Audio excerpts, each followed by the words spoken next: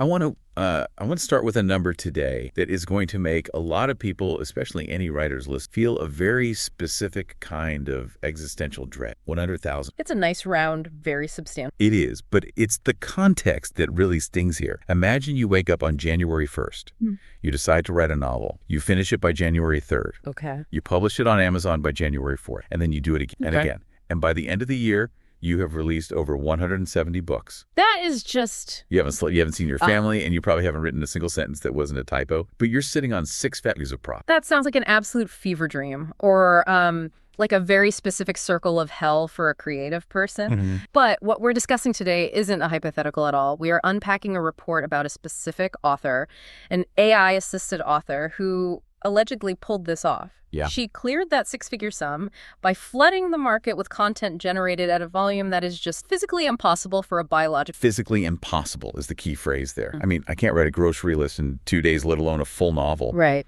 But this deep dive isn't really about the money, is it? It's about the reaction, the explosion, the crash out. Crash out. That is definitely the term of the day here. Yeah. We're looking at this whole event through the lens of a specific commentator, John Delarose. He's a science fiction author, a YouTuber, and let's just say a very polarizing figure in the community. Sure. He frames himself as a voice completely outside the establishment. And he is looking at how the establishment, specifically a really prominent YouTuber named Daniel Greene, reacted. So our mission today for you, the listener, is to unpack this specific controversy, but we also need to go wider. We need to talk about what Delarose calls slop.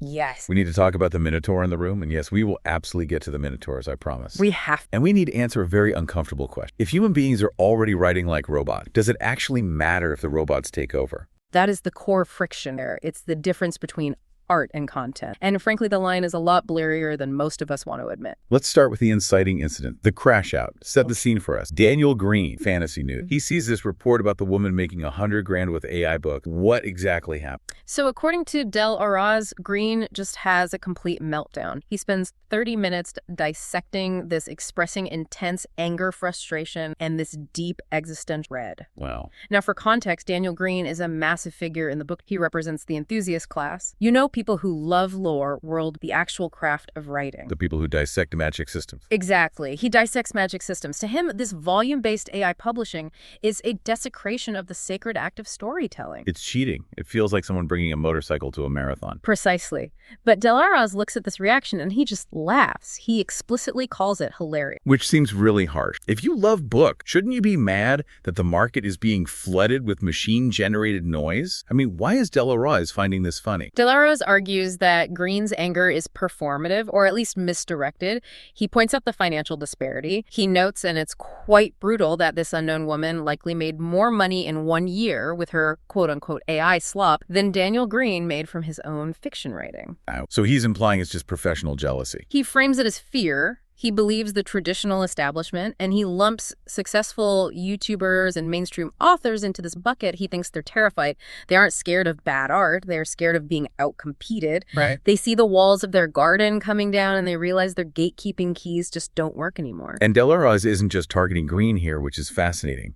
He widens the scope to include some pretty big names. He mentions Brandon Sanderson. Yes, he does. Now, that seems like a stretch to me. Sanderson is arguably the biggest fantasy author on Earth right now. He raised $40 million on Kickstarter. Why would someone like him care about an AI romance, right? This is where we get into the really technical argument about formula. Delaros claims that Brandon Sanderson actually has a right to be worried about what, though? He has an absolute army of fans. Worried because, according to Delaros, Sanderson writes very formulaic books. Hold on. Formulaic is a dirty word in writing, but let's define it. In this specific context, what does he mean? He means pattern-oriented. If you look at high-volume fantasy or lit RPG, that's literary role-playing, it relies heavily on the hero must do X by page 50. The magic system must have hard rules. Sanderson is famous for his hard magics where input A always equals output B. It's structural engineering, it's not jazz. And AI is the ultimate structural engineer. Yeah, precisely. Large language models are prediction engines. They excel at recognizing and replicating rigid patterns. Delaraz's argument is that if your writing style is essentially a series of predictable tropes, if you are writing content to fill a market niche, you are uniquely vulnerable. Because you've trained yourself to write like a machine, so when a faster machine comes along, you're obsolete. That's a terrifying thought. Yeah. It suggests that these authors effectively mechanized themselves for the algorithm years ago, and now the algorithm has a body. That is exactly Deleuze. He actually calls these authors biological AIs. Biological AI. Yeah.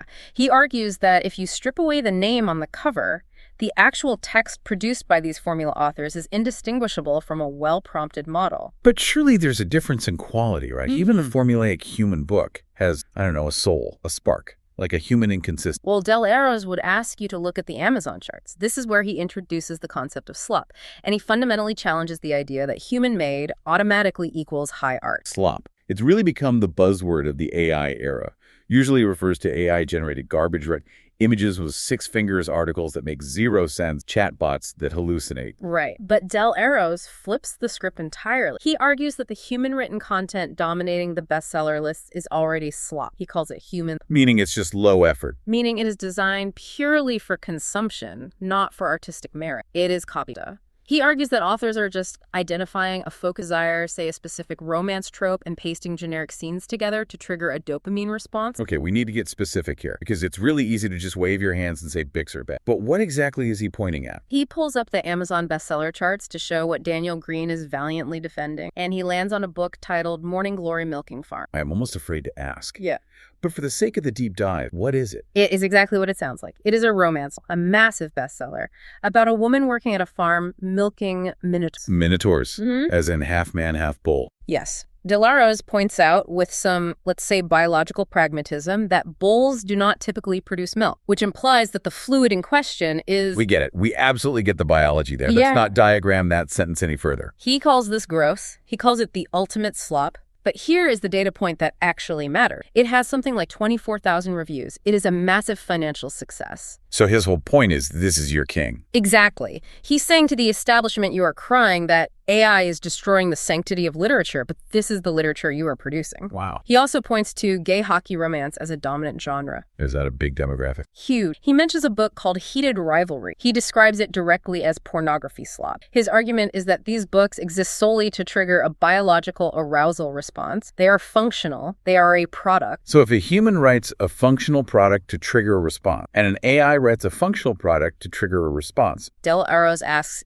he literally says, is it any different that a computer just recognized those patterns and put those patterns back? Not. That brings us to the phrase he uses, which I found incredibly memorable. Slop on slop violence. Yes. Slop on slop violence. It's his main defense of the entire AI revolution. He argues that if AI comes in and floods the market with minotaur romance and hockey erotica driving the price to zero, it is, quote, kind of a good thing. Because it clears the brush. Because it destroys the economic incentive to produce generic content. If a machine can write the generic trope book in 10 minutes for free, no human can make a living doing it. So logically, humans will just have to stop writing slop and start writing something else. Something the machine just can't do.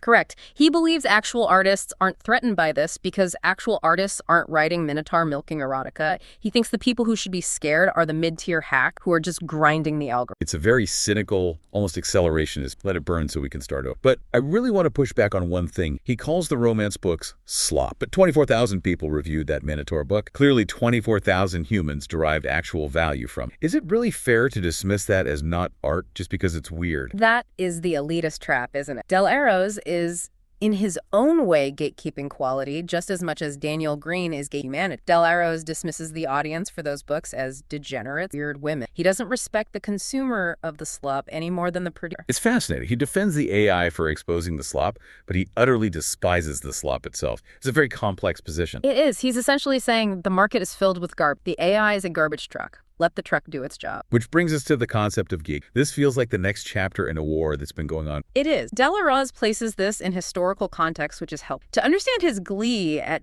Daniel Greene's meltdown, you have to understand the history of independent publishing. Phase 1 was the indie revolution around 2010 or 2012. Oh, the Kindle era, when people realized they didn't need a New York agent anymore. Right. Before that, you needed a publisher and a skyscraper in Manhattan to say yes. Amazon allowed absolutely anyone to upload a PDF. That broke the first gate, which was distribution. Deleuze says the establishment is already mad about that. They never got over the fact that they lost control of who gets. And now phase 2 is AI. AI breaks the jade of. In phase 1, you still had to sit down and write. You needed discipline, basic grammar, and month. Phase 2 removes that barrier. You don't need years of practice to write prose. You don't need a budget for a cover artist.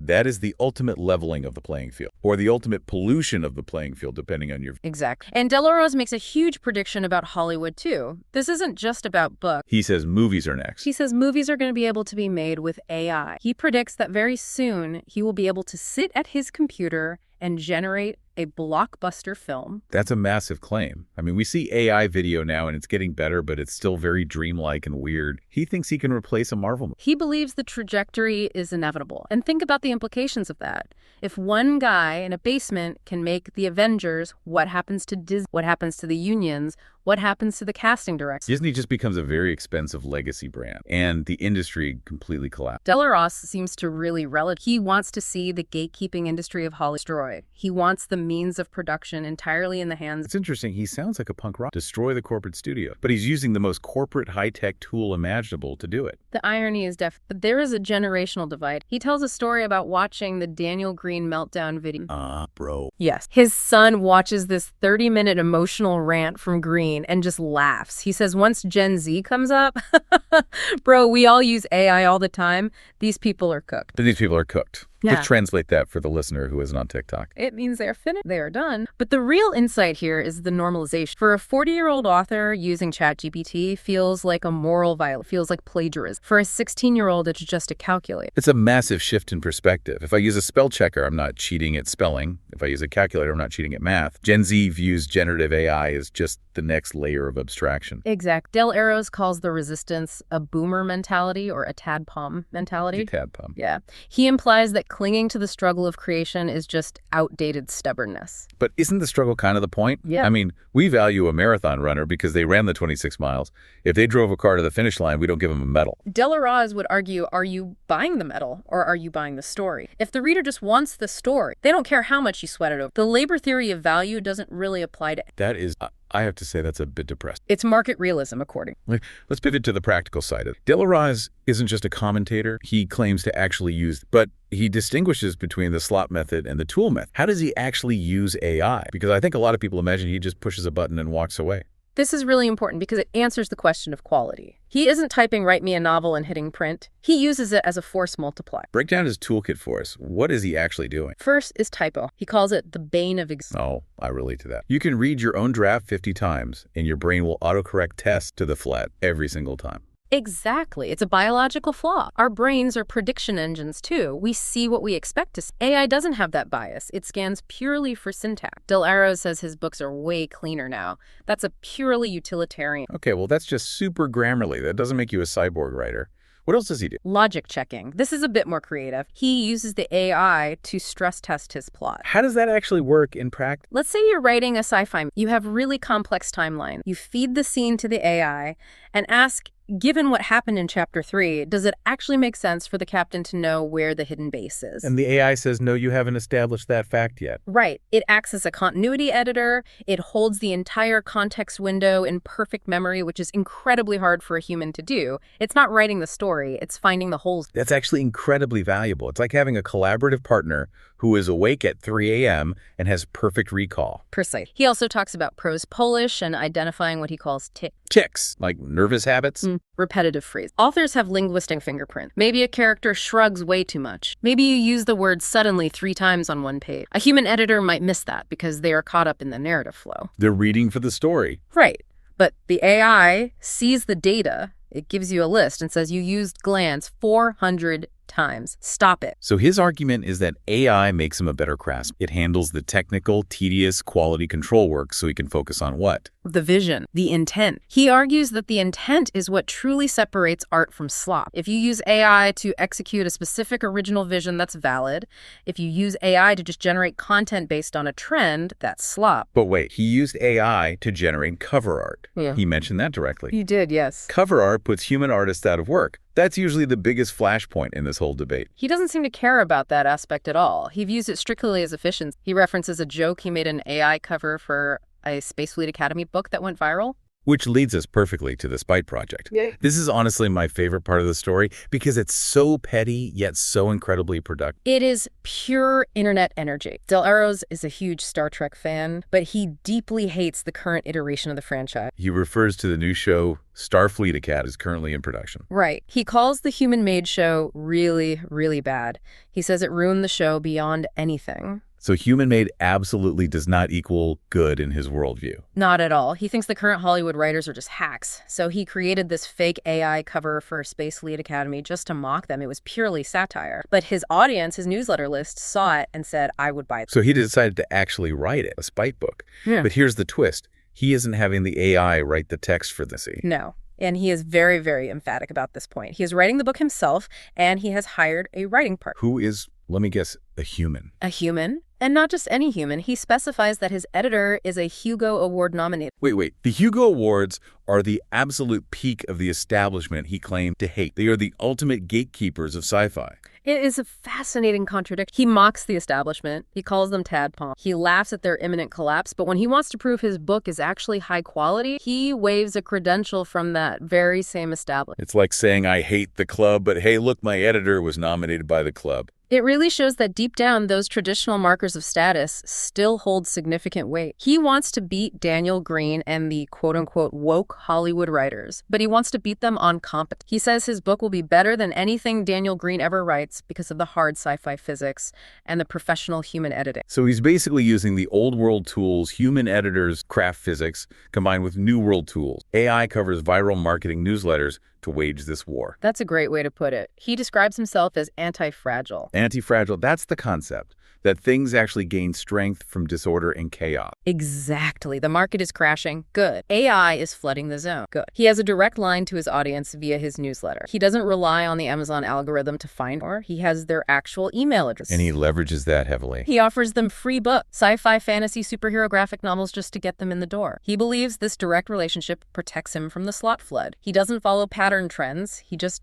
does what he wants. So while everyone else is out there building seawalls to keep the AI flood out, he's just building a boat. A boat named Spite. The USS Spite. I'd read that book, honestly. But it brings us back to the central question. Del Arroz is very confident, but is he right? About the slop-on-slop violence. Yes. He thinks AI replacing the bottom 80% of the market is totally fine.